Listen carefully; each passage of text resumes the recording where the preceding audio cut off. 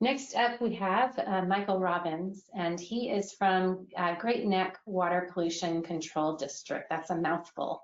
In New York. The Water Pollution Control District has been a Cityworks AMS user for almost a decade. However, today, Michael is going to help us see how implementing Cityworks PLL has streamlined their workflows across their whole organization. Michael, we'll go ahead and turn this over to you. Thank you, Cindy. You can hear me, right? Yes. Okay, very good. Good afternoon. My name is Michael Robbins, and I am the GIS specialist at Great Neck Water Pollution Control District. It took me about 2 months to really get the rhythm of that name down. My presentation will examine key functions of our permitting system and how our Cityworks PLL configuration was designed to solve ongoing issues in our organization. I hope everyone can learn something new from our success as it streamlined our workflows and provided efficiency to a once disjointed system. Before we dive into it, a little background about our organization. Great Neck Water Pollution Control District is situated in Long Island, New York.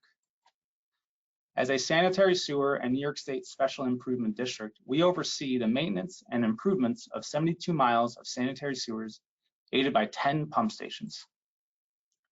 Our wastewater treatment plant has capacity for 5.3 million gallons of wastewater a day, and we currently have around 6,200 service connections. Like Cindy said, we have been an AMS customer since 2010, and we've implemented scheduled preventive maintenance plans, automated internal notifications, and built out dashboards using Power BI to keep decision makers informed without too much clutter. We have 10 employees who use mobile in the field, an administrator, and 4 office staff who routinely use Cityworks as a tool. When we merged with the Village of Great Neck sanitary system in 2015, Cityworks provided much needed guidance when our institutional knowledge wasn't as strong. You can see here the orange sewer pipes are the Village of Great Neck's pipes, but we have since adopted them. The green parcels are outside the black boundary are outside contracts, properties that are not in our tax base, but pay a fee to use our system. We are not against growth, and we want our neighbors to connect when feasible. We currently have 2 feasibility studies to connect unsewered areas of the Great Neck Peninsula. This area over here and this area over here. When it comes to managing sewer connections and approving development projects, historically, the district collected flat rate permit fees. These fees would offset district funds for our field supervisor to inspect work done in our sewers by private contractors. There were major issues with this method as it required our field staff to prioritize private projects over public works, not always at opportune times. Often, the fees would not cover the man hours required to perform a thorough inspection, especially for larger developments. Ultimately, the taxpayers would foot the bill for review of these development projects. In 2010, the district abandoned permit fees and adopted a deposit for cost system. We began utilizing professional engineering services for review of submittals and inspections. Developers who were eager to subdivide or build multi-unit apartment buildings in place of single-family homes became responsible for the precise costs for review and inspection. To manage this effort, we utilized Cityworks Asset Management System as a repository for all submittals and communications. The process began with a developer or property owner dropping off a paper application to our district office. Our clerk would create a work order for tracking all communication and housing the AMS inspection. Once accounting processed the deposit for costs, we would contact our engineers. They would review the site plan, communicate corrections via email, and schedule the inspection once approved. At project finish, they would upload their engineer's report and the permit certificate to the work order. Once their accounts billable department delivered us invoices and we received confirmation that no more work needed to take place, accounting would issue a reimbursement for any unused funds.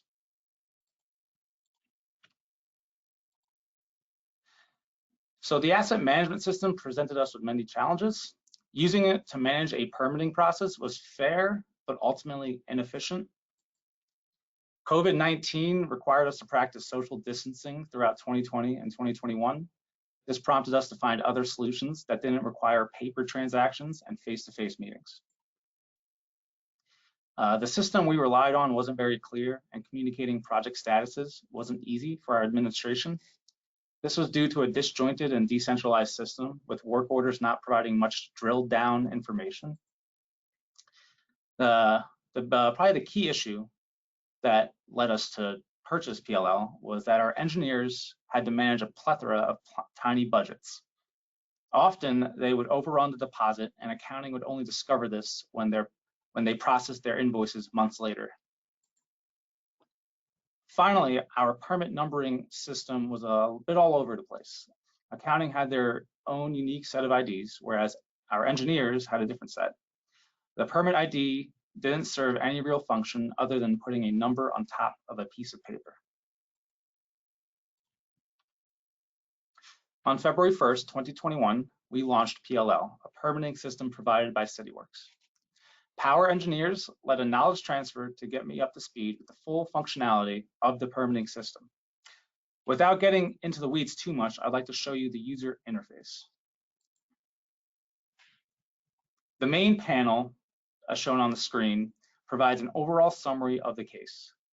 The configuration grants our non-technical users the ability to issue permits, look at project summaries, and print out an application page for record keeping. Also, our engineers can print out a site checklist through Crystal Reports so they can retain all the corrections they made in their records. Also, adding comments is very helpful. As you can see, Matt informed me that our Trimble wasn't working properly on the day of the inspection. We use a Trimble R2 unit to collect the connection locations. After the site plan review task is completed, an AMS inspection is automatically created for our engineers to complete in the field.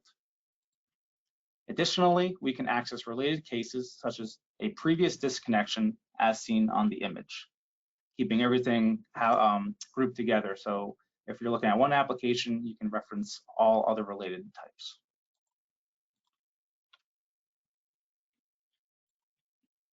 Utilizing the case data panel on Cityworks PLL, we now require our engineers to fill out their hours and provide detailed comments on their work. The hours they input must be the total hours worked on the task, hence the breakdown in the comments section. As you can see here, on March 23rd, 2 hours were logged for reviewing the site plan, again on the 25th, and then finally the site plan was reviewed on the 1st with 0.5 hours. So a grand total of 3.5 hours. If no hours are logged, they cannot close out the task as Cityworks will throw an error. If a second employee is brought on to review the site plan, I can always add an additional site plan review data group and fee.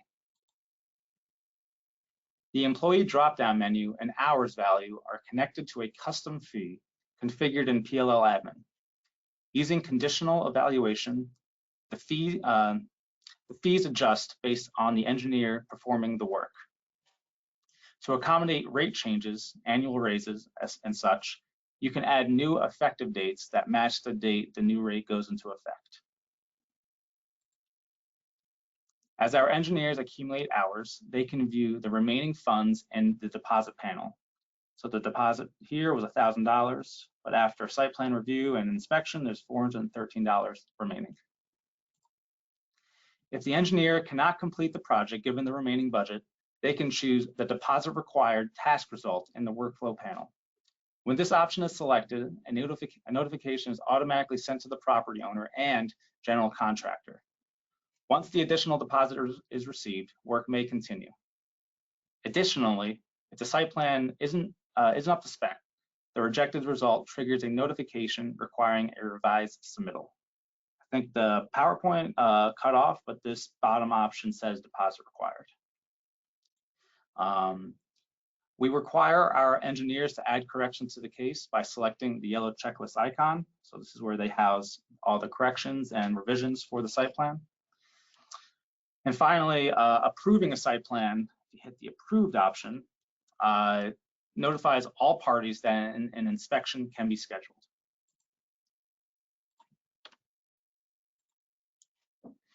If an additional deposit is required, the applicant may pay for it on the open access portal. The item highlighted in red is customizable in PLL admin. I believe the default text is pay fees. However, our district doesn't charge fees anymore, but retains a deposit. So adjusting the default text was important for us. If revisions to the site plan are required, the applicant may view corrections provided by the engineers explained in the previous slide. Some of the more common items not addressed on the initial site plan submittal are displaying existing utilities, such as water and gas services, pipe material, and pipe size. You can see we have a preset items that need to be on all of site plans, such as road name, sewer main location, existing utilities, and then our engineers can mark them as acceptable or inadequate and provide a comment. When the revised site plan is finished, they may upload it in the related documents section. So when the applicant initially completes the application, we require them to provide contact information for the property owner, licensed engineer, and general contractor. That way everyone is kept in the loop when notifications are triggered. Upon the completion of engineering review and notification is received, our clerk is instructed to print the permit certificate on the main case panel. As you can see, the permit number corresponds to the case number, which is consistent throughout all departments and reports. Using Crystal reports, the permit certificate sources the AMS inspection completed in the field. The inspector's report on the bottom of the permit cites the inspection date and the inspected by field from that AMS inspection. It also sources the plumber from the contractor panel, the property owner's name from the contacts panel, the parcel ID from our enterprise GIS database, the building department, which is provided in application intake, and finally the case location when the application is submitted as well. The reimbursement report sources the deposit payment or payments as a credit to the budget, $1,000 in the credit column. And then when our engineers log hours, the engineer's expense is debited from the project. Through SQL joins, the dates listed correspond to the actual finished dates of tasks completed throughout the case's journey. Therefore, when the applicant receives the reimbursement report along with the refund, they can match the cost to their records. As an added benefit, we can now process refunds much quicker than before because we no longer are delayed by an external accounts billable department. It could take months to receive an invoice, and communication about project finish would not reach the accounting department in an efficient manner. I set up all departments with their own unique save searches, and they are automatically notified when an application needs their attention. Now, when a permit is authorized by the superintendent, we can issue refunds without being delayed. Using Power BI, we can show how much money we have in trust, broken down by permit type. You see we have around $35,000 in new connection permit deposits, $26,000 for availability studies. In the past, if we wanted to issue a refund, the accounting department needed to contact engineers to make sure projects were finished and to get specifics. Now they can reference this Power BI report to gather contact information, reimbursement amount, and a link to the case and parcel ID if additional information is needed.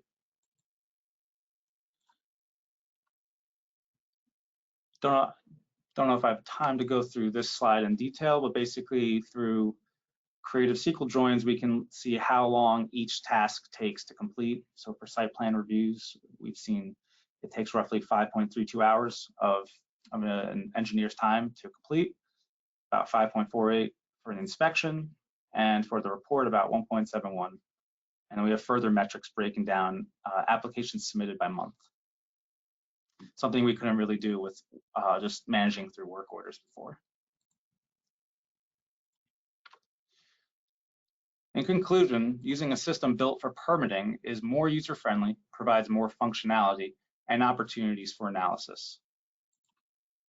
As a preventative measure, we can't have people dropping into the office. If the available information isn't on the portal and a meeting is necessary, we can always discuss on the phone or via email.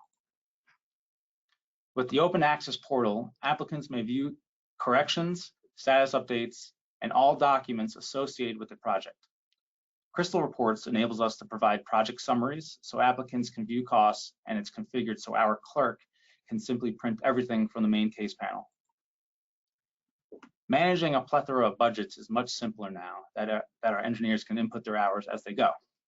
Analyzing trends such as average site plan review cost is a bonus for us. With everything now centralized on the PLL case, the permit number references an application and is used by all departments involved. Thank you for everybody for letting me talk about this configuration. Special thank you to Power Engineers for the knowledge transfer that provided me my foundational understanding of PLL. If anybody has any questions, feel free to reach out now, or you have my contact information on the bottom.